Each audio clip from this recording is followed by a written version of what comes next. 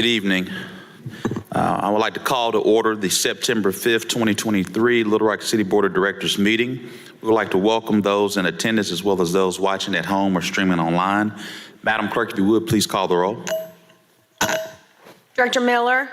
I'm here. Director Richardson. Here. Director Peck. Here. Director Hines. Present. Director Lewis. Here. Director Wyrick. Director Compuris. Present. Director Phillips. Director Adcock. Present. Vice Mayor Webb. Here. Mayor Scott. Present.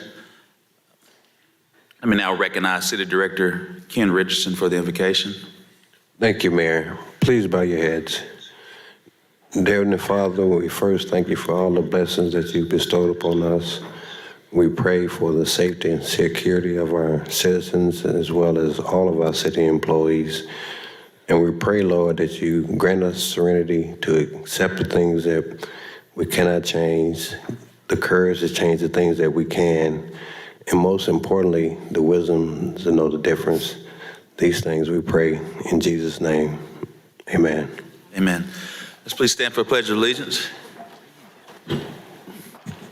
Pledge allegiance to the flag of the United States of America, To the republic for which it stands, one nation, under God, indivisible, with liberty and justice for all.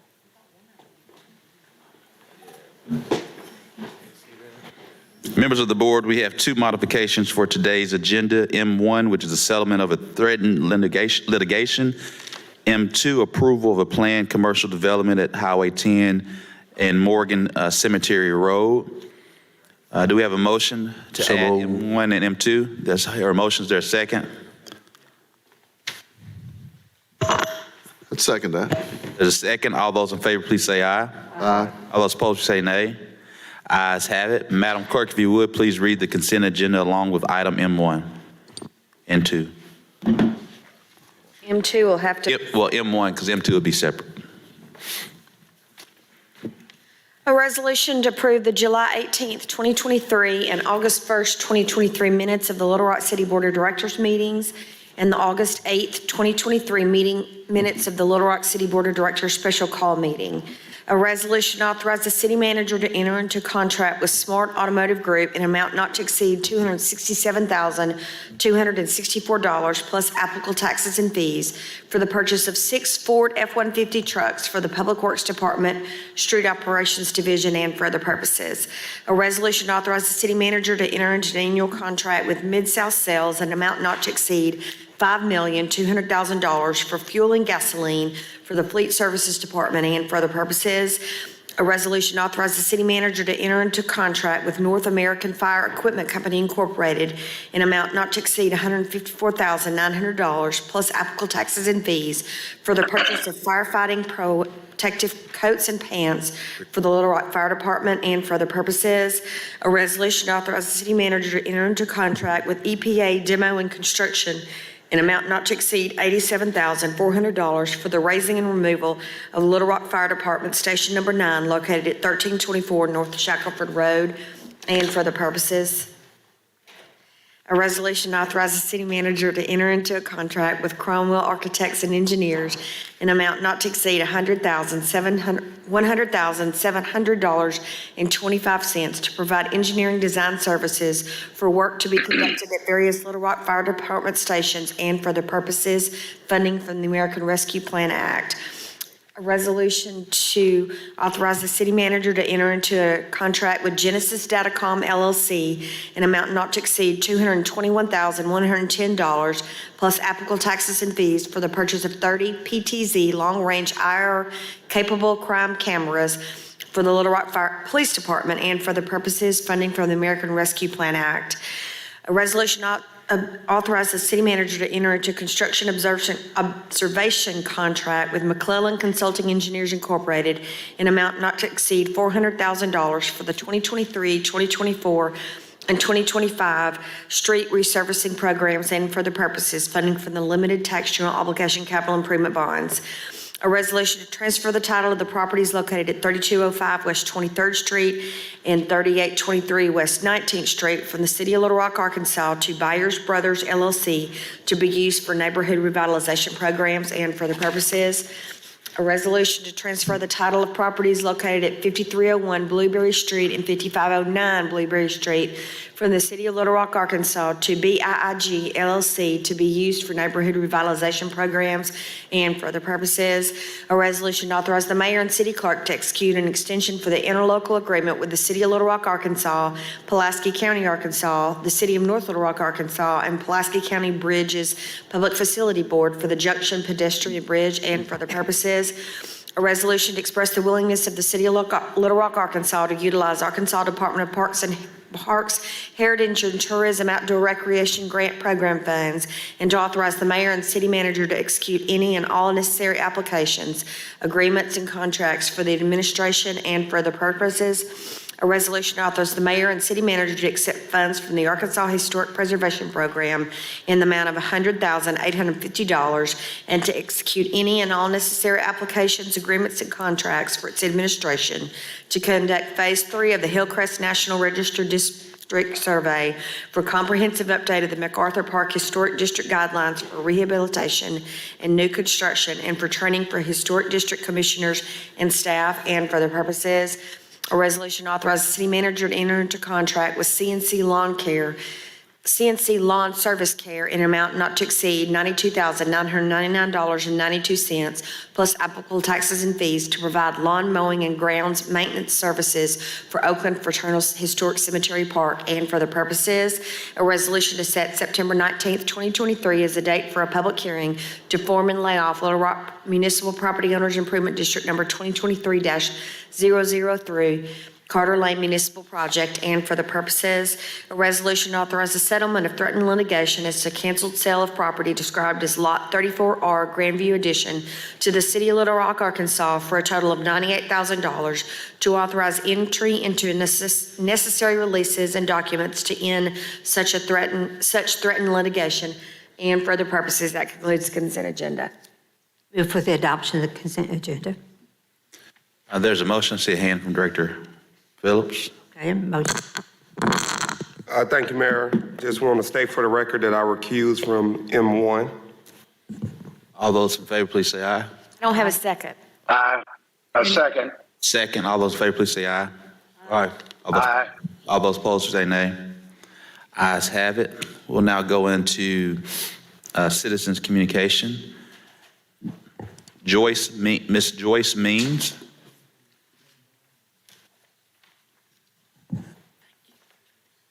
Miss Joyce.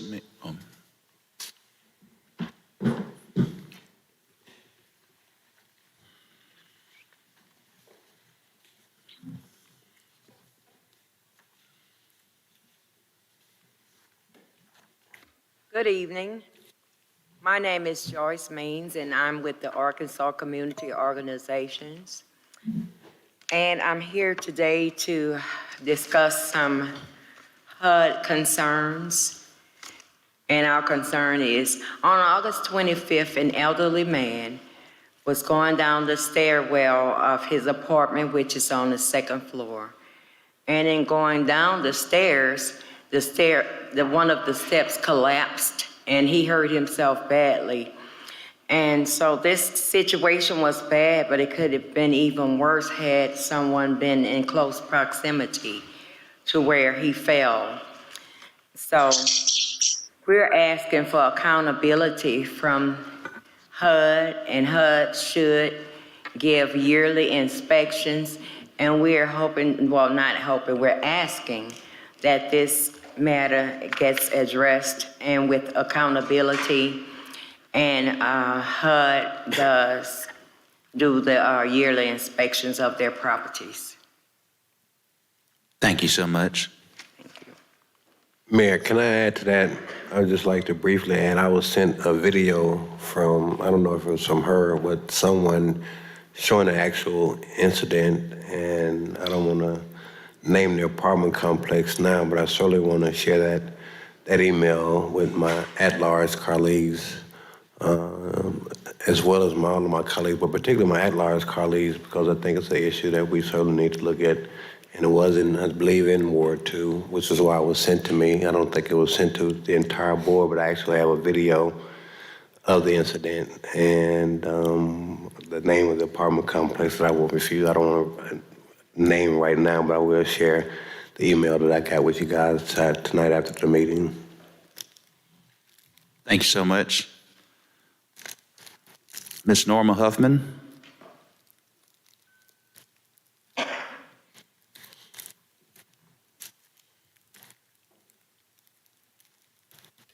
Thank you for letting me speak, Mayor. Everybody knows who I am. First off, I do want to say a very, very big thank you to the people that helped me get out of Big Country. They know who they are. I'm not going to name names, but these people have helped me, helped my son get out of a very bad situation. And I do want to thank you guys publicly. You guys deserve every bit of my thanks, my son's thanks, our gratitude, everything. On another note,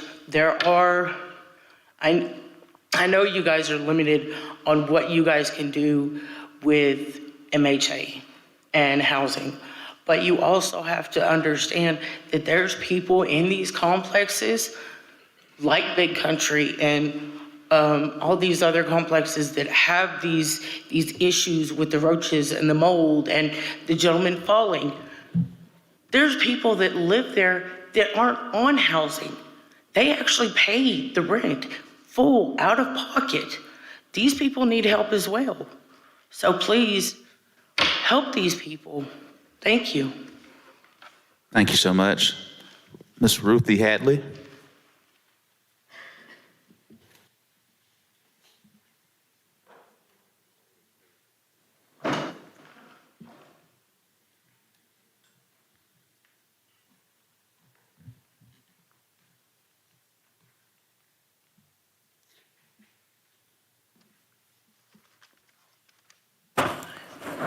Praise the Lord. My name is Ruthie Hadley, and I'm with Section 8 also. I'm an elder, and I also receive Section 8, and I am a member of Arkansas Community Organization.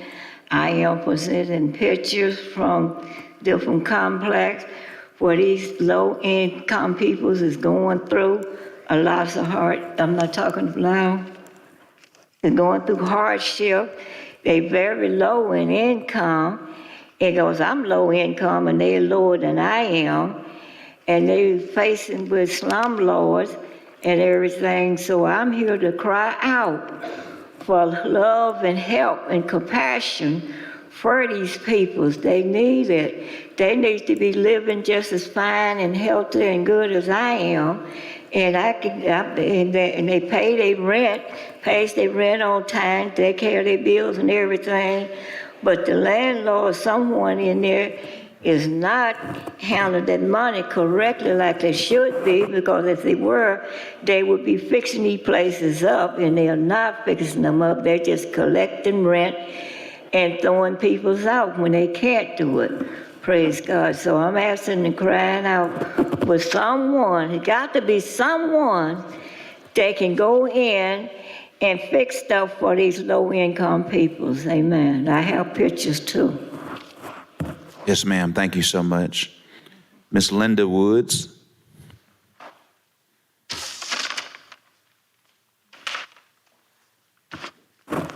Good evening. My name is Linda Woods, and I am an independent targeted case manager. And I live in Woodson, but I have some property on Wright Avenue, and I have been complaining about the odor from the grease trap from the Islamic Center. The Islamic Center is not the one that's cooking. Across the street is a green food truck called Afro Bites. And they have not cleaned that grease trap, I know, at least in 3 years. And according to regulations, it's my understanding it's supposed to be cleaned every 1 to 3 months.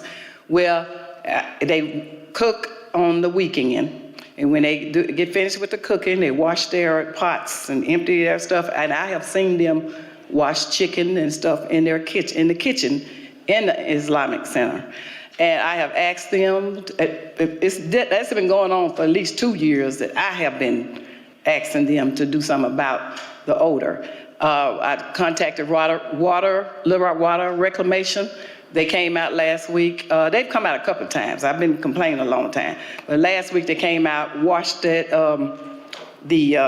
manhole with the sewer manhole, washed it out real good, and it's still odor. And it starts at 5:15 every Friday, Saturday, and Sunday.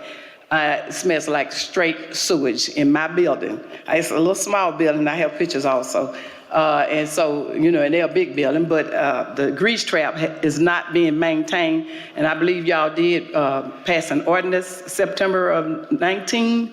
And they are not, they're also the guy is trying to put stuff in it to make it smell good. And I believe that's against the rules also. And but he says that they have said that nothing wrong with the grease trap, but we've tried everything, and the grease trap is the last thing on the list.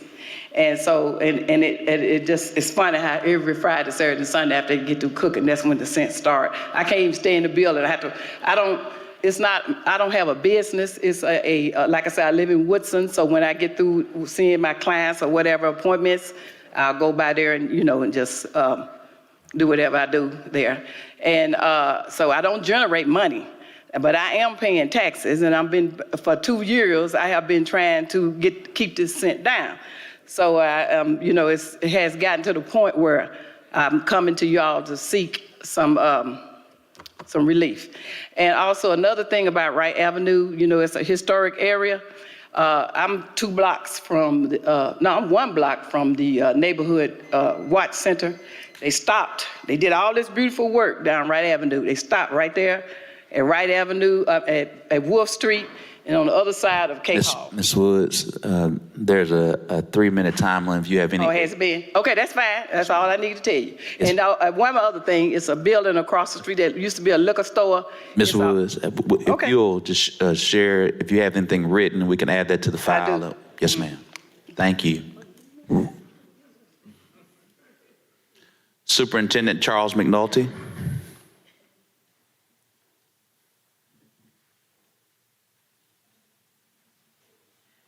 Mayor Scott, Board of Directors, thank you for having me tonight. On August 14th, a vehicle left traffic flow outside of Robinson Elementary School and at high rate of speed struck and killed Officer Montgomery. In 32 years, I've only lost another employee. I'm here first and foremost to say that the answers are complex. The second piece is I want to thank Little Rock Police Department for their quick response the next day and their presence. Within a week, we had city council members and through your support, city officials, county officials, state officials, meeting to look at the issues around traffic flow. I have with me the PTO of Robinson Elementary. This is an opportunity for us to do something as multi-agencies to solve a problem that's been going on for a while. And the issue is traffic speed suppression. If the driver had been gone at 25 miles an hour, Officer Montgomery would be here today. We will be back. I am so grateful for the city officials who are at the meeting and the police department and look forward to further conversation. Thank you. Thank you, Superintendent McNulty. We do appreciate you.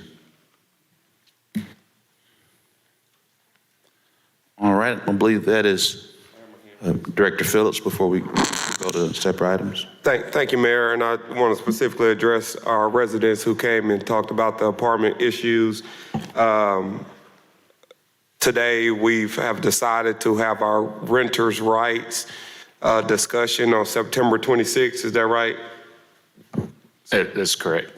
So we are hearing the concerns that you have. We're going to have to use a term from Superintendent McNulty, multi-agency discussion about what we can do to protect our renters in the city. So I don't want you to think that when you come and talk to us, it's falling on deaf ears. And I'm inviting you to come back and be a part of that discussion on September the 26th. That's all I have, Mayor. Thank you. At 4 o'clock. It's a 4 o'clock meeting. Thank Thank you, City Manager. And it's part of the policy discussion of our agenda meeting. Correct. And I want to thank Director Phillips for your leadership on bringing this issue up. I think you had talked with our housing department and worked through them, and I think went through all the appropriate channels to make sure we had the appropriate people. So I want to personally thank you for bringing this, because it is an important issue, but making sure that we're all aware of it and informed of it. Madam Clerk, if you would, please read item number 16. A resolution authorized the mayor and city clerk to execute the appropriate documents to sell properties owned by the city of Little Rock, Arkansas to the University of Arkansas for Medical Sciences for the preservation and maintenance of green space and for the purposes. Move for the adoption of the resolution. Second. There's a motion and second. All those in favor, please say aye. Aye. Aye. All those opposed, please say nay. Ayes have it. Madam Clerk, if you would, please read item M2 for the first time. An ordinance to approve a plan zoning development, establish a planned commercial district titled Tract 404 Chenal Valley PCD, located at the northeast corner of Highway 10 and Morgan Cemetery Road, Little Rock, Arkansas, amending the official zoning map of the city of Little Rock, Arkansas, to reaffirm the passage of Little Rock, Arkansas ordinance number 22,257 of May the 16th, 2023, to approve this same planning commercial development and for the purposes first reading. Move to suspend the rules and place on second reading. There's a Second. motion and a second. All those in favor, please say aye. All those opposed, say nay. Ayes have it. Second reading. An ordinance to approve the plan zoning development and establish a planned commercial district development titled Tract 404 Chenal Valley PCD, located at the northeast corner of Highway 10 and Morgan Cemetery Road, Little Rock, Arkansas, amending the official zoning map of the city of Little Rock, Arkansas, to reaffirm the passage of Little Rock, Arkansas ordinance number 22,257, to approve this same planning commercial development. Second reading. Move to suspend the rules and place on third and final reading. Second. There's a motion second. All those in favor, please say aye. Aye. Aye. All those opposed, say nay. We're going to come to you, Director. We're just going to go to. Procedural. Ken wasn't in the room. We voted, so only 7 people on the first reading. That only would have came to nature if there was a roll call, but because he's already been. You have to have 8 people. You got Director Hines on the. Director Hines is online. Okay, I'm sorry. Yeah. My mistake. There's been a motion second, go to third reading. All those in favor, please say aye. All those opposed, say nay. Aye. Ayes have it. Third reading. An ordinance to approve a plan zoning development, establish a planned commercial development titled Tract 404 Chenal Valley PCD, located at the northeast corner of Highway 10 and Morgan Cemetery Road, Little Rock, Arkansas, amending the official zoning map of the city of Little Rock, Arkansas, to reaffirm the passage of Little Rock, Arkansas ordinance number 22,257, to approve this same planning commercial development. Third and final reading. Members of the board, we've had 3 readings. We also have 4 cards. I see Director Hines' hands up. Yes, Tom, would you please remind everyone what we're doing this for? If y'all are having deja vu all over again, this is an item we approved a couple months ago, but due to some notification issues, we felt it best to come back and rehear it to make sure that the objectors had their time in front of us, but I'll let Tom verify that. You did a pretty good job. But essentially what the situation is that we have a statute that deals with what happens when a petitioner for a rezoning request is denied and how they appeal it. The tradition and the interpretation has been that the petitioner can appeal that and they're not required to do certain notices. However, there's some language in the ordinances that suggests perhaps they do have to do that. So the parties in this particular case thought it would be better to bring this back and let anybody that wishes to speak against it have a confirmed notice. I'm not saying that they have to do it, but I am saying that there's a question that's been raised, and it's safer to go ahead and have this hearing and go from there than it is to not. Tom, one other thing, can you please look at that ordinance, and if we need to clean up the language in it to make it sure it's clear as to the do's and don'ts, we probably need to correct that. We have. So there's no more misinterpretation. Right, we have done that already, and we're going to try to get that to Mr. Collins this week so that he can make any comments he's got.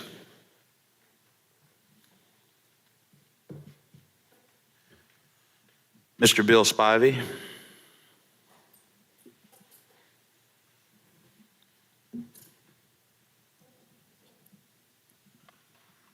Mayor Scott, directors, Mr. Moore, Ms. Langley, Ms. Carpenter. My name is Bill Spivey. I appear here this afternoon along with Mr. Jim Daters of White Daters and Associates on behalf of PotlatchDeltic Real Estate, the applicant in this matter. I have to be perfectly honest with you. I was somewhere else on May 16th, the night this came before the board. And while I have no personal recollection, because I wasn't there, suggestions were made subsequent to your consideration and approval of this matter several months ago that folks in the neighborhood were denied an opportunity to speak.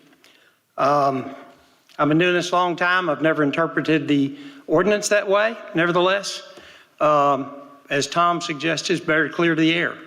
So would I rather be someplace else tonight? You bet. But that notwithstanding, we're here to air this matter fully.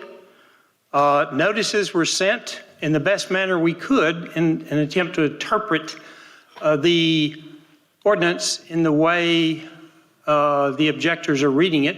And anyone who objected, appeared, spoke, filed an objection, put in a card, was given notice of this meeting. So, as you've heard me do many times, I'm going to defer any further comments because they've kind of been said before, to give the objectors an opportunity to speak. And we will, Mr. Daters and I will respond as appropriate later, if that's okay with everybody. Thank you. Tim, you have anything you want to add? Thank you very much. Mr. Chris Thomason. Vice Chancellor Chris Thomason. Thank you, Mr. Mayor, Madam Vice Mayor, members of the board. I appreciate the opportunity to speak to you today on behalf of this issue, in opposition to the issue, and requesting that you not reaffirm your vote previously taken, as Mr. Spivey suggested earlier. Do I have a time limit, Mr. Mayor? There's no time limit on the agenda cards. However, it can be invoked. Yes, sir. I understand. I will be thoughtful of your time. And Try to be conservative, not liberal. Yes, sir.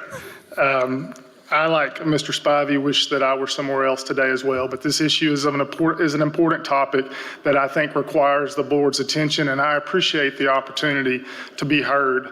I speak to you today solely as a resident of Pulaski County and a resident of 7110 Morgan Cemetery Road, the home that I share with my wife, Penny, who is with me today.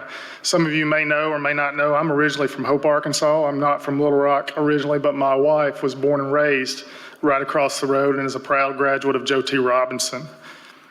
I appreciate the opportunity, like I said, to address you, and I respectfully request that you seriously reconsider your prior approval and deny the reaffirmation of the petition by Deltic that is before you today. I ask that you do that based upon the standards within your own ordinance that I do not believe were fully addressed at the Planning and Zoning Commission hearing previously. I can assure you that those same questions have not been addressed since they've been pointed out. I also ask that you do it based upon the standard of review that's required in these situations, and it's required for a very important reason. But most importantly, I ask that you review it first and foremost on two really very straightforward issues. The first is serious, but not nearly as serious as the latter. The proposal clearly violates the requirement of your municipal ordinance 36-343, which created the Highway 10 scenic corridor. But most importantly, and like I said, the most important today, is that especially for this specific area, the proposed planning commercial development violates section 36 451 because it is not, quote, in the best interest of the health, safety, and welfare of the citizens. At the Planning Commission, Potlatch Delta did not deny that the proposed site is located outside the city limits, but is obviously within the extraterritorial zone of control of the city. We all respect that very much. They also didn't deny that the current zoning is R2. That's in your communication to the board, R2 residential. They did not deny that 95% of the proposed site is fully within that scenic corridor on Highway 10, except for a very back corner, and that there are no planned commercial districts that exist currently in our area. There is no basis for this petition, especially given the character of the neighborhood, to grant the change of zoning that is requested. We are a quiet residential neighborhood that shares our immediate space with the Robinson Elementary School and a small rural cemetery. The Robinson High School and Middle School are directly across the highway, excuse me. What they are proposing in this petition drastically changes the character of our neighborhood and undermines the health and safety of our residents, Robinson students, faculty, staff, and residents traveling along Highway 10. First, Deltic has the burden to demonstrate to you that the merits of their proposal meets the mandates of the Highway 10 Scenic Corridor District. By city ordinance and by the corridor code itself, it's so important to consider that, for the board to consider that if there is a contradictory ordinance, the scenic corridor language controls. Deltic's application clearly violates the purpose, the intent, and the requirements of the Highway 10 Scenic Corridor. The purpose, as stated in the code, says, I quote, "The purpose of establishing the district is to protect and enhance the aesthetic and visual character of the lands surrounding Highway 10. The mini storage facility that is proposed does not protect and enhance the aesthetic and visual character of the land surrounding Highway 10. To the contrary, it proposes to clear the entire site and develop every square inch of it. The development plan is not sensitive as required to the characteristics of the area of the overlay district. This area, if you're aware of it, I don't know if you've driven, is fully filled with large hardwoods. It is completely in a natural setting. I would argue to you, and maybe Deltic has other facts, it appears to me as a boy from South Arkansas to be an almost virgin stand of timber. But there in the code, it requires that they shall incorporate existing on-site shrubbery and trees into the landscaping scheme and plans that shall indicate such incorporation. Their plan makes no attempt, at least from my reading, to do that at all. And in fact, they have suggested that they must clear it all and replant. They do have a landscaping plan that does not address that issue. The submitted sketch map clearly violates the site design and development standards of the Highway 10 Scenic Corridor. Under Section 346, subsection I, their site is considered one tract of 2 lots, totaling 6.16 acres. The code further mandates only 1 building for every 2 acres in a tract. Therefore, only 3 buildings, including the firehouse, is allowed by law. Their plan depicts 6 buildings in total, with one of those buildings having a massive footprint, taking up a majority of the square footage of the lot. Deltic sketch map also, and comments at the planning meeting, indicate that they will completely remove the vegetation, change the topography of the lot, and pave the natural terrain. That will not only change the aesthetics and the character of the site, it will further complicate runoff water retention issues that we have in the area. I have yet to been able to locate the required stormwater detention infrastructure plan that is required that would address this issue. I agree and respect the fact that Deltic has the right to submit this application, but they also have the burden under the municipal code to demonstrate to the board that their proposal is in the best interest of the health, safety, and welfare of the city, of the residents of the city and the residents. This application does not meet that burden or the requirements for rezoning as a planned commercial district under Article 7 of your code. It fails in numerous ways, but quickly I will tell you, with regard to that standard that you have of review, their proposal has also an entrance on Morgan Cemetery Road, that side of the property, that would be the south side of the property. Morgan Cemetery is a chip and seal road, 1.5 lanes at best. You cannot pass any vehicle coming in the opposite direction on the road. This increased traffic, especially with box trucks and moving trailers that are associated with storage facilities, will put at risk the children, the residents that use that road for walking, biking. We have no sidewalk. They've not incorporated a sidewalk in their plan. They're only going to improve Morgan Cemetery in any nature up to their end of their property. It will also create issues for the peaceful use of the cemetery that is located on our street. A cemetery that we all respect as neighbors, that we have to allow for them to engage in their processes. There are rare instances when we bury because it is a small rural cemetery, but this back entrance is directly across from that cemetery. The proposed use is also not compatible with the surrounding areas required. Like I said, we're a quiet, wooded residential area with an elementary school and a cemetery. The existing 2 office uses that front only on Highway 10 are not commercial in nature, with the associated traffic and hours of operation. Also, they do not extend all the way back to Morgan Cemetery Road with the means of ingress and ingress onto that small road. Thirdly, it's not harmonious with the character of the neighborhood. Our area is settled and quiet and supports great environments for families, a school, and a cemetery. But those other uses also support our quiet enjoyment as families of our home and our community. The school and the cemetery do not generate traffic or disruption. You may hear children on the playground playing. The playground extends along Morgan Cemetery Road, but that's the type of neighborhood we have. The use that you're being asked to approve today, a large-scale mini storage facility, is the exact opposite of that. It generates traffic 24 hours a day, 7 days a week. Larger scale traffic coming on and off to Highway 10 and also Morgan Cemetery Road.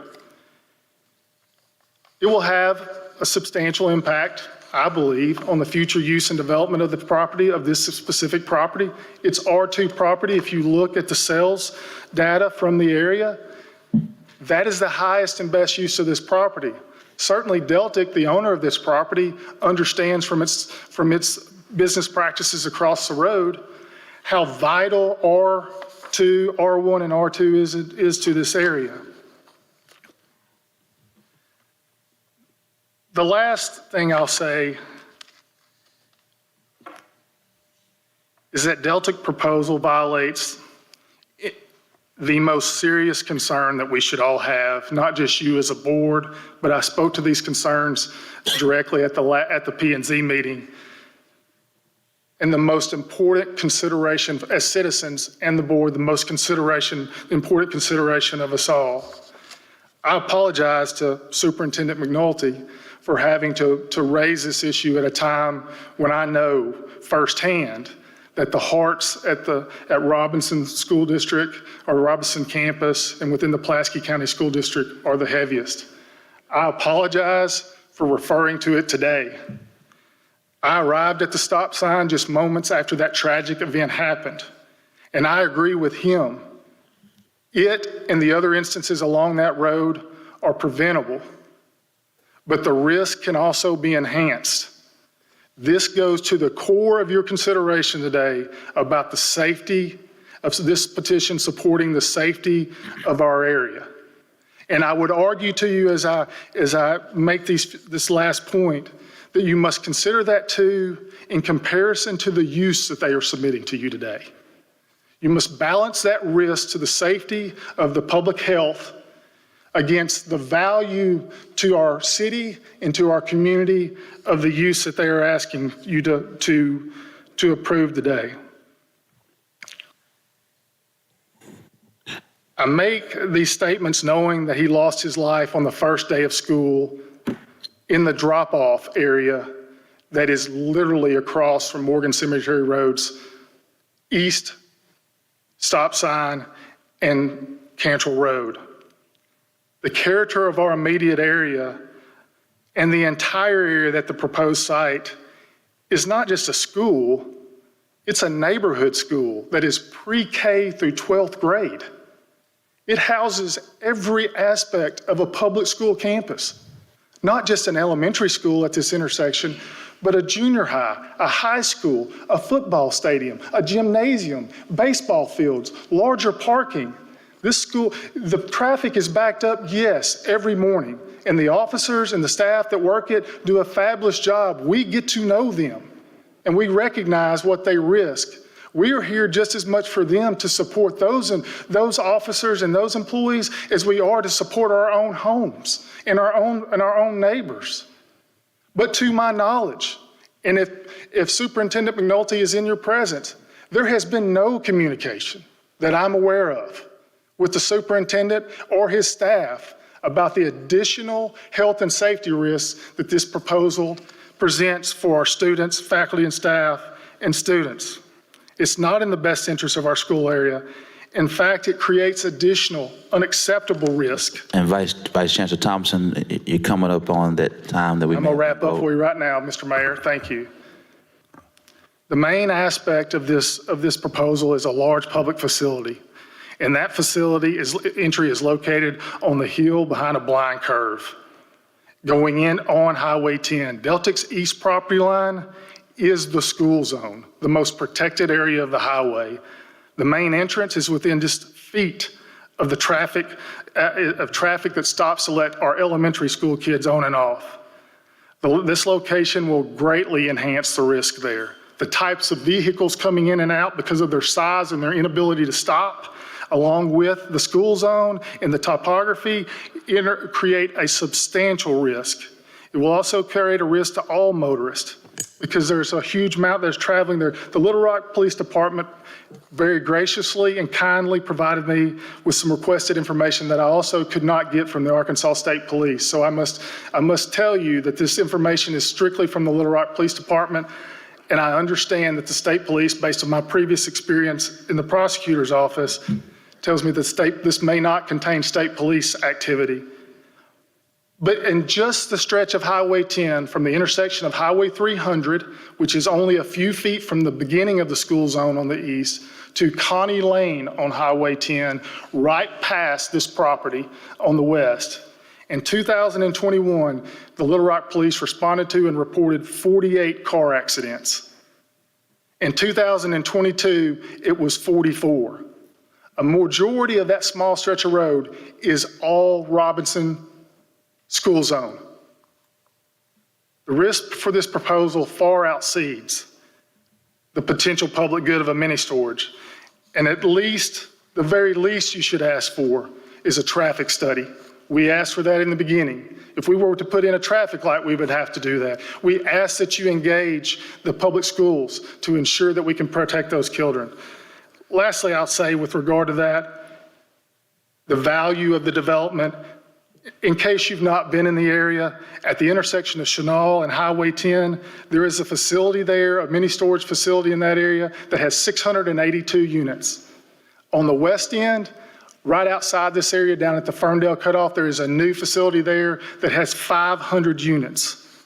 The need is met, the risk is not worth it. I'll finish with saying that, as you note, I did not object to the firehouse proposal.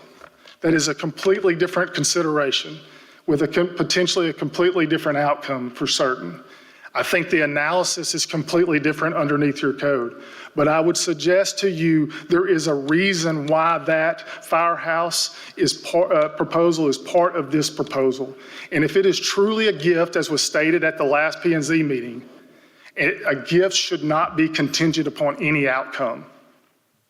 So if the gift from Deltic to the city of Little Rock for a firehouse in West Little Rock is contingent upon approval of this modification, I would argue to you, in the law and in the real world, that is no gift at all.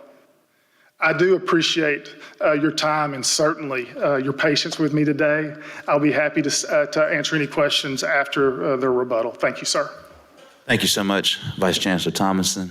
We'll now go to Mr. Tim Daters.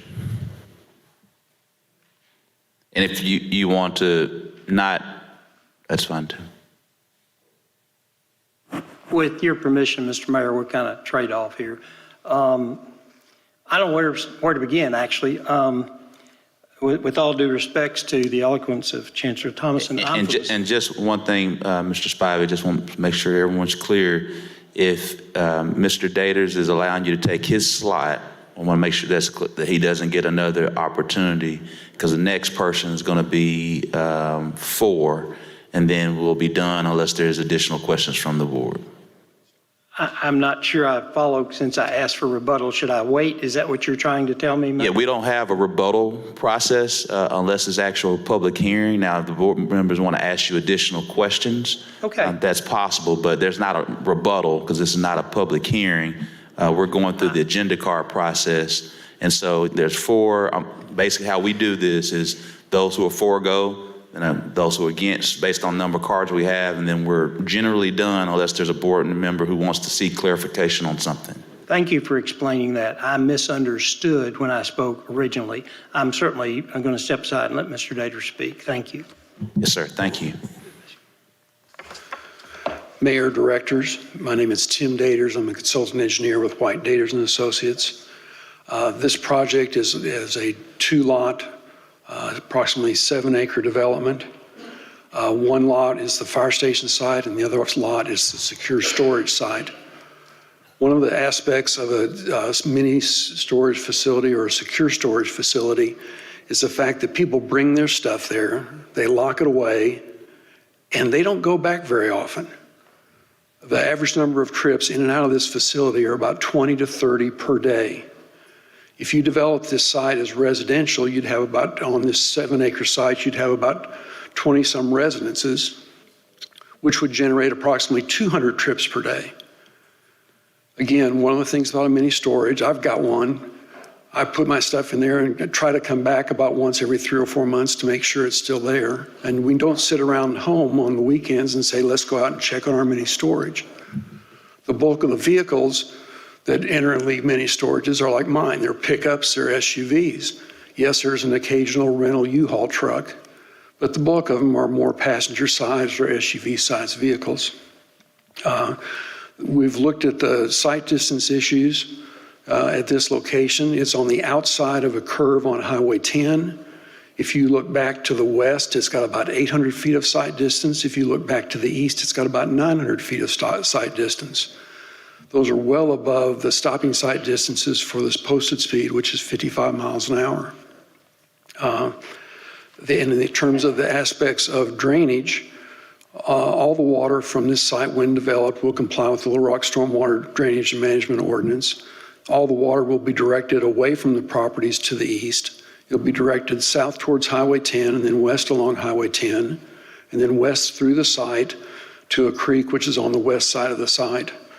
We'll be able to develop this site without diverting any of the developed drainage onto the property owners to the east.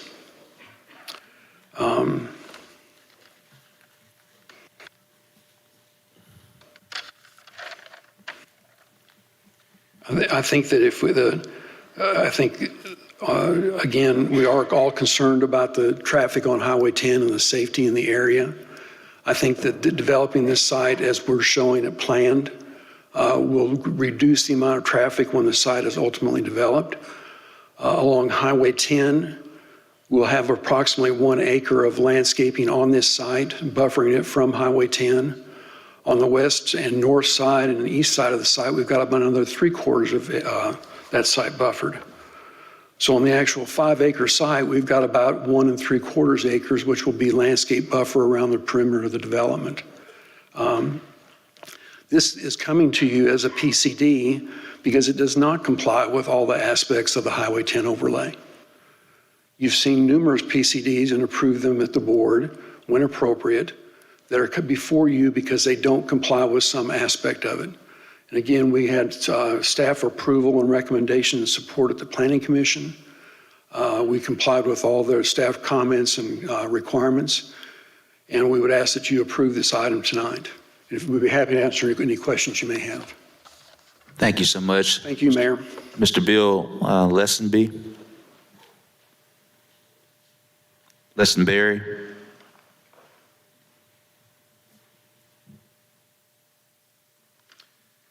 Good evening, folks. I have lived in this area for 45 years. I've seen the development go down Highway 10, and I've seen where Deltic has done some good, and they have done some things that aren't so good.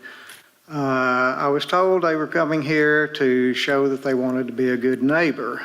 In my opinion, the best way to be a good neighbor would to leave the property as zoned as R2. But their business is selling land. They sell the land, then it's excavated, bulldozed, flattened by developers with the permission of the city board and the Planning and Development Commission. And then we wind up with these large plains of nothing but dirt. Look at the Fletcher Ridge development as an example. I can't blame Deltic for this. As I say, their business is selling land. As Chris so aptly stated, much more than I, the project does not fit in with our neighborhood. Our neighborhood consists of 4 rather large houses on acreage, an insurance agency that was formerly a photographic studio, which was built to look like a house, and a 2-story commercial metal and glass building that's currently being constructed next to the school that will be a single-family business. Kind of hate to bring this up, but this is kind of what I call the elephant in the room. I'm talking about the land donation to build the fire station. As Chris said, if it's really a donation, there should be no strings attached. Why should you be required to pass this ordinance in order to get a fire station? I'm sure it's worth a lot of money and it's worth a lot to the city. And it would be a good thing to have. We do need a fire station a little closer. But it certainly gives the wrong impression to me and other people I've talked to about what the city is really doing here. Also, what assurance do we have from the city that this land would actually be used for a fire station?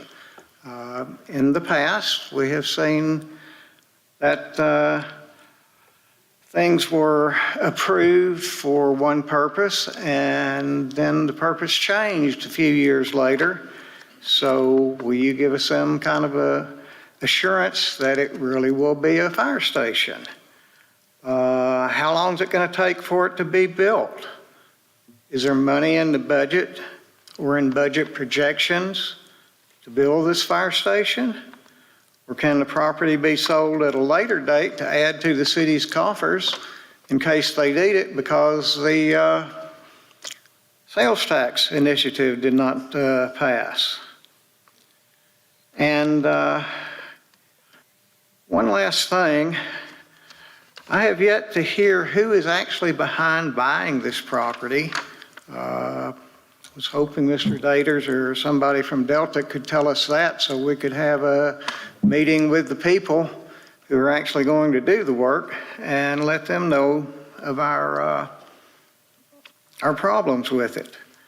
And let's see, another thing, and this is kind of going way off base, but there is property owned by Deltic in this area that already has a commercial zoning.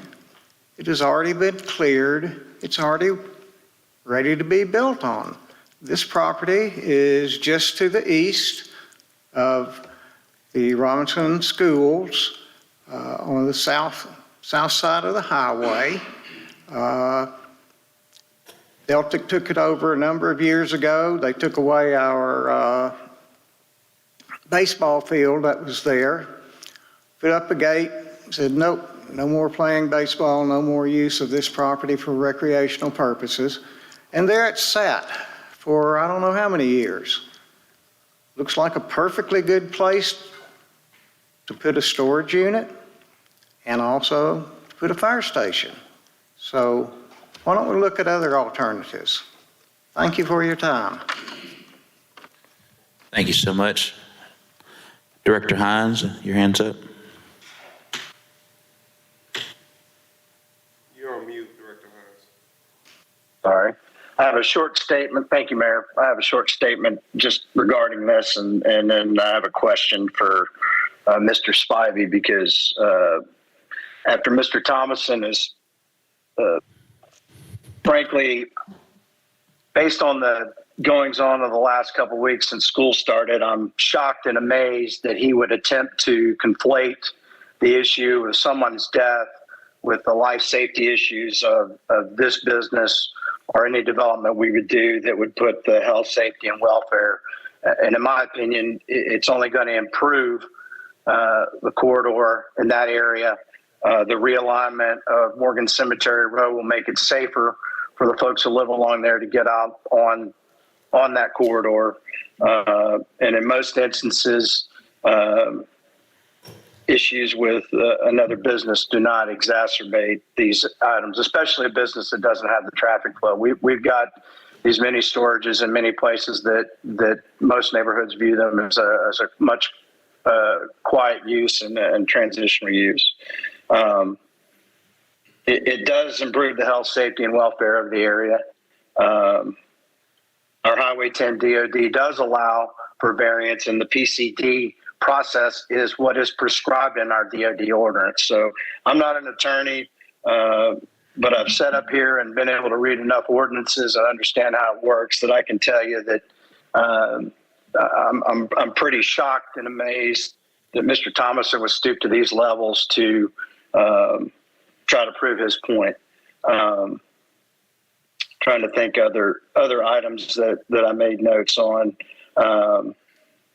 As yet, the city doesn't own any property, hasn't negotiated with Deltic. This design was something we sought to see if we could find a firehouse location.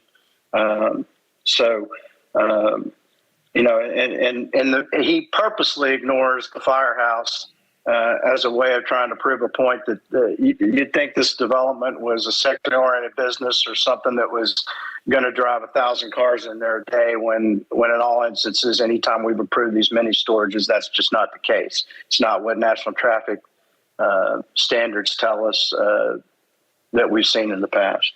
But I definitely would like to ask Mr. Spivey about the issues with why the PCD was used and the DOD ordinance, the landscaping, Chanel's bill of assurance that covers all of this development, and any other things he'd like to add. So he gets his time. Thank you. Yes, if you'll pose the question to Mr. Spivey. Yeah, Mr. Spivey, could you please explain the issues with why the PCD was used? Also, any other issues that were raised by the applicant that you feel you need to answer? I've tried to answer some of them, but I may have missed one that you feel needs to be refuted. If I may, Mr. Mayor. Yes, sir. Thank you, Director Hines. There are a number of things running around in my head. I just want to clear the air. We had an unfortunate event at Robinson. I've lived in this area for 34 years. Irrespective of use, the issue is enforcement. And you heard a plea today from the superintendent, and that ought to be our watchword going forward. That's all I'm going to say on that issue because it's tragic, and that's all I'm going to say. Now, as far as why the PCD was used, the Highway 10 plan was developed in contemplation of various objectives. Different people have different views of whether it's been successful. I think it's been successful in many ways. But anytime there's a tract less than 2 acres, if you want to develop your property, you must do it as a PCD. So what's a PCD? A PCD is a footprint of what's going to be built on the property. It's not open zoning. It's not zoned, C3, and once you get the zoning, you can go build anything you want to on it. Subject perhaps to site plan review, depending upon the classification of commercial development that you have. The PCD, you can only build what you show. So in response to Mr. Lessenberry, how do we know there's actually going to be the only thing that can be built on that 1 acre is a fire station. It can only be built according to what the site plan shows. Simple. Whether or not, and I think the chancellor mentioned that there simply weren't any other PCDs out here. I've been doing this a while. Y'all have had to put up with me for a while. Would it surprise you to know that there's 66 PCDs east of this site in the Highway 10 corridor and another 8 west? To say that there are no PCDs in this area would suggest that it's out in the country. Made a big deal about R2 zoning. Anyone who's done this for a while knows that every piece of property outside the city, unless someone's come in and expressly asked for it to be rezoned, is R2. It comes into the city R2 subject to the opportunity of any owner to seek to rezone it. There's a process. That is exactly what this application was about, a process. Now, I think Chancellor Thomason made some comments about the inappropriateness of this under Article 7. Let me read to you what the general comments that he didn't read to you say. The planned unit development and planned development districts are designed to permit a combination of subdivisions and zoning review parcels of land into one process in order that all aspects of a proposed development can be reviewed and acted upon simultaneously. It is also the intent of this article to permit the use of flexible guidelines rather than fixed zoning or subdivision regulations in the administrative review of specific development plans. By permitting and encouraging the use of such procedures, the Planning Commission and Board of Directors will be able to make more informed land use decisions and thereby guide development more effectively in the best interests of the health, safety, and welfare of the city. That's what the PCD process is all about. That's exactly what's been done here. An application was filed, reviewed by the staff. Staff made comments.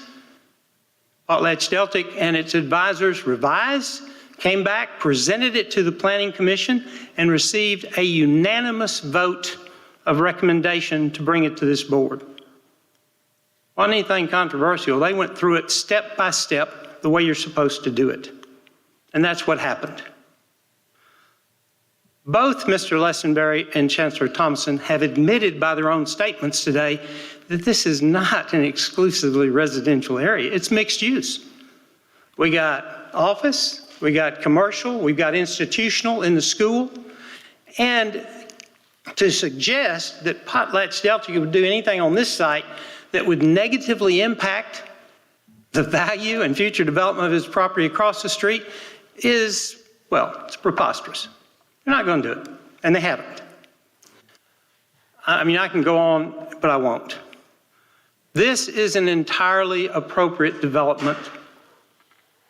To suggest that there was a quid pro quo to get this done ignores the fact that Deltic Timber, now PotlatchDeltic, has been a citizen of this community for over 30 years, and this is not the first fire station site that's been given to the city.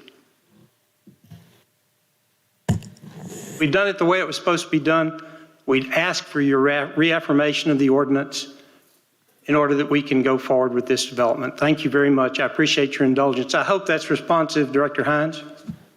Thank you, Director Hines. Director Hines, your hand's still up? You're on mute, Director Hines. Sorry. I'd like to call the question, Mayor.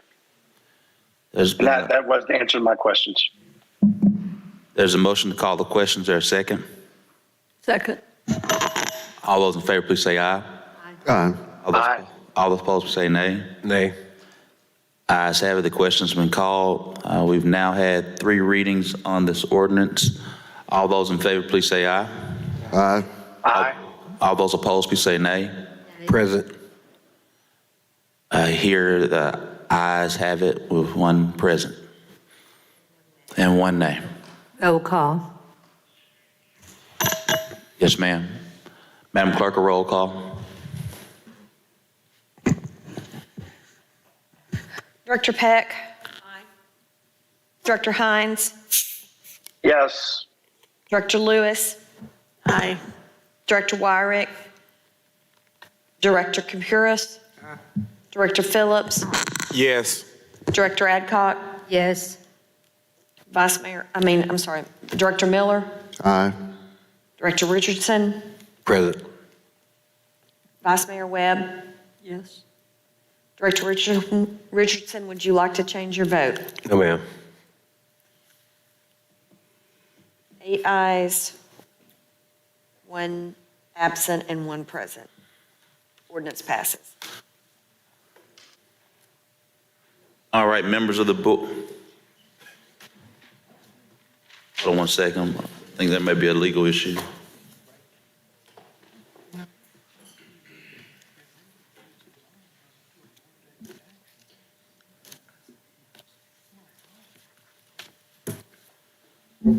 Make sure we have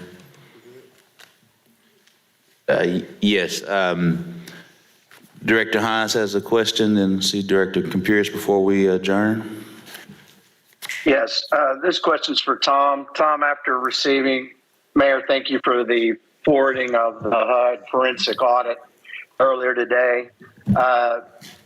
Tom, what do we have to do to remove commissioners at the MHA, and what's the procedure we need to proceed for removing them for cause based on the audit and some of the things that come out from the auditors and just everything that's kind of happened in the last couple of weeks? Director Hines, there's a statutory procedure for doing that. Typically, the mayor brings forward the issue, at least in all the cases I've found that have dealt with it, that's how it came up. But the commission may remove for inefficiency, neglect of duty, or misconduct any commissioner of a housing authority. It takes a majority vote of the city council. If I may speak a bit out of turn, there's going to be a meeting tomorrow at 2 o'clock at the Municipal Housing Authority. And it is my understanding that there are going to be representatives from HUD there who are going to go into more detail than in the 42-page report. I want to suggest to the board that until we hear what HUD has to say, taking action on what we have received so far is premature.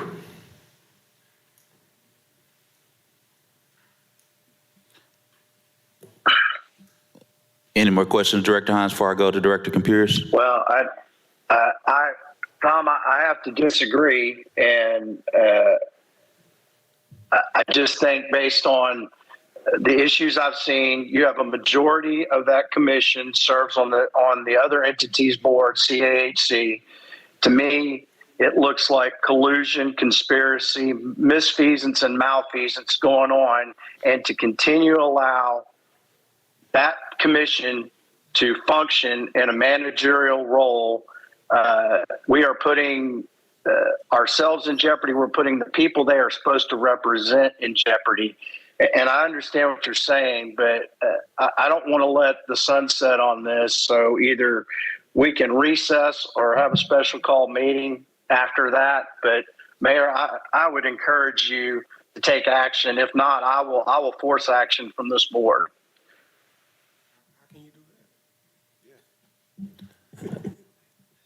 I think Director Compuris and a question from Director Phillips.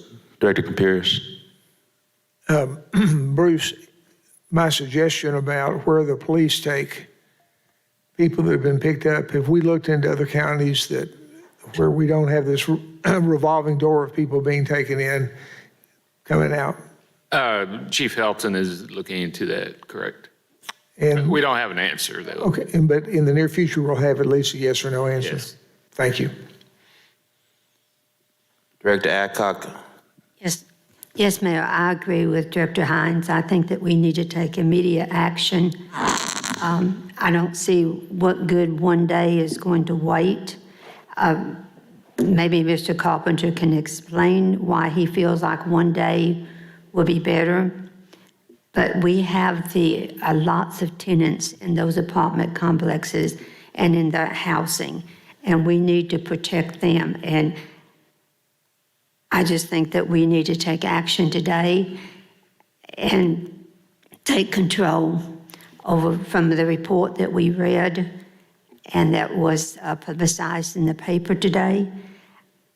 I would be in favor of joining Director Hines on asking for a vote on this. All right. Director Phillips. Thank you, Mayor. And I'm just saying this because Director Hines says this all the time, that he's not a lawyer, and I am a lawyer. And I want to say, as a lawyer, I agree with our city attorney. That doesn't mean that I support what happened or doesn't think that action needs to be taken. But from the material I read today, the Metropolitan Housing Alliance has 30 days to respond with a corrective action plan from HUD, and HUD hasn't taken any action against them pending their response of the 30-day corrective action plan. I agree with the city attorney that it would be premature for us to act before HUD acts, and HUD has given them 30 days to respond. That doesn't mean we don't take action soon because of what has been shared with us. But I do want to say I support the city attorney's recommendation that we slow down and hear the response from MHA and take all the information in before we make such a significant decision as removing the board of MHA. Thank you, Mayor. Director Miller. Thank you, Mayor. One thing I wanted to ask for is that these reports that are being done by HUD and their audit team, we're not copied on them as a board. I would like to get copied on those since we are the body that affirms these commissioners. And so I feel some oversight responsibility. And so these reports that are coming out, Mayor, I appreciate sharing that information, the report today, but responses and correspondence is going back and forth between MHA and HUD findings. I would request that this body get copied on those, if at all possible. I don't know if that's something. No, we definitely, generally what happens is they send it to the mayor of the city, and the mayor of the city will forward some of the things. There are emails about scheduling that I don't think you guys want to see that, but anything substantive you have received and will continue to receive, but definitely not even mind asking it. But they generally, from the federal government standpoint, they generally only send it to the mayor of the respective city. Okay. But I would request, Mayor, if you get it, please share with us. Will do. Thank you. Director Hines. You're on mute again, Director Hines. Sorry, I couldn't be there tonight with you guys. Didn't want to put any of y'all in jeopardy. My wife was exposed to COVID and some folks on a trip I was with, so trying to be safe. I want to point out to this board that 2 years ago, HUD came in with a finding of our MHA that they were spending money in unallowed ways, and that a former chairman who we did not reappoint's attitude was, well, it was only $300,000. We've got a big budget. Well, that $300,000 can go a long way in providing housing for the people in our community that are least able to afford it. And that's where this goes to. And I think the more we dilly-dally around with this, the executive director can respond to HUD. Part of the issue with these bodies, this commission, is that they are meddling in the day-to-day operations instead of acting in an advisory role, and that is where the issues are lying. They have got their fingers in the day-to-day operations.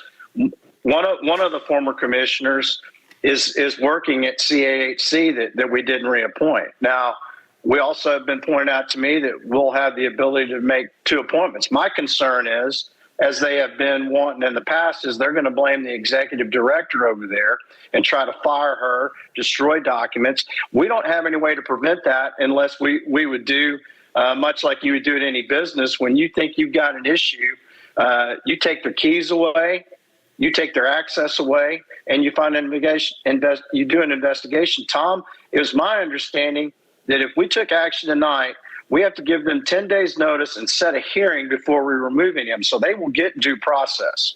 But it's got to be loud and clear to that commission over there that they're not doing the right thing. They've been refusing to do the right thing. It's clear in the forensic audit that CAHC is an entity of the MHA, and they were refusing to give financial documents back to MHA so they can complete their audits. And the commonality is a majority of the MHA commissioners serve on the CAHC board. And I'm telling you, there's collusion, conspiracy, misfeasance, and malfeasance. All are reasons to remove them under state statute. Am I right or wrong about that, Tom? Director Hines, I'm not disagreeing with anything you said, nor about anything that's read in the report. But I'm also aware that Slidell, Louisiana just lost their housing authority recently. And I'm aware that there's going to be tremendous problems because we've got a board created at the direction of the city of Little Rock with its members appointed by the city that our Arkansas Supreme Court has said is a state agency. We've had an opinion from an attorney for the state saying, well, gee, the statute says it's really a city agency. And HUD is the one that's kind of giving the funding. And what happens if there's a question as to who goes where and who's got authority over them? So the recommendation I was trying to make earlier, and it was out of school, and please remember, everybody knows I'm not elected and I don't really have a whole lot of political sense. But I do have a great deal of criminal defense sense. I'm not real worried about records disappearing because the only records that could exist would be ones that might be supportive that nothing improper has happened. And if they disappear, then I think somebody's going to prison for that. So I really don't think that's going to happen. And I don't think it's going to happen within the time frame. I think the board has spoken tonight of this is not acceptable. You've got 7 distinct findings of misapplication of federal regulations. You've got a very clear federal regulation that says if you have a corporation like Central Arkansas Housing Corporation, it cannot be in the same format that is in place here. And one of the major failings that has been shown is that somebody with Central Arkansas Housing Corporation was directing payments from Metropolitan Housing Alliance monies, which is totally forbidden under federal law. Now, if I didn't have 42 pages from HUD that points out, oh, by the way, in 2015, we said to you, we got a real problem here. And if I didn't have a federal regulation that said, you get 30 days to come up with cooperative action, which, by the way, is only 26 days now because it's 30 days from the date of the letter. If we didn't have that in place, and if I hadn't read the regulations that say, those cooperative agreements are called such, but you either accept it or you don't, then knowing that there's a meeting tomorrow where HUD is going to be present with MHA, and I have been informed that one of the regional directors from HUD is going to be here, that at least it's worth listening to what they say should be done before we take a formal action, because it does take 10 days to remove somebody. And if we remove people and we're sort of in a kind of a, what state are we in? We're wasting the 30 days where we need to be saying, this is what we're going to do. We're going to do this, this, this, and this. And so that's why I suggested one day would be prudent under these circumstances. Tom, thank you for that explanation. That's a little clearer than previously. I will defer to your judgment on this. I still do not have any faith that the current commission and board we'll be able to make any corrective action and get out of the way to get this fixed until they're removed. But we'll wait a day and see what happens. Thank you. Thank you. Director Phillips. Yes, Mayor, I just wanted to be clear. Director Hines, I support your passion on this issue and us taking whatever action we need to do. I just think there's a process that should be followed in this regard, that we don't act, somewhat hastily, and that we can make this same decision in light of whatever HUD finds in response to the corrective action plan. So I just want that to be clear to my colleagues and to the citizens, that I do support your passion, Director Hines. I just think there's a process with the passion that we need to implement in this situation. Thank you, Mayor. Thank you, Director Phillips. Duly noted. Any more questions from members of the board? Any more questions from members of the board? Is there a motion to adjourn? So moved. A second. All those in favor, please say aye. All those opposed, say nay. Ayes have it. Meeting adjourned.